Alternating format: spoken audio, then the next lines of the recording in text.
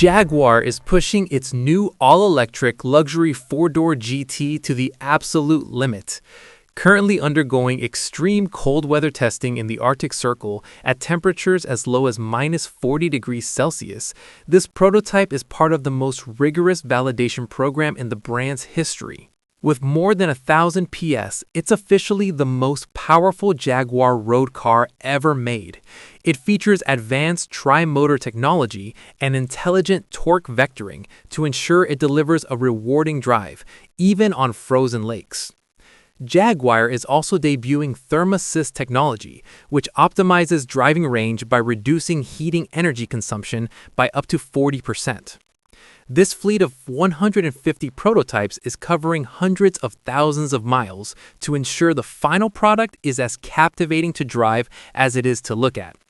Keep an eye out for the world premiere later this year.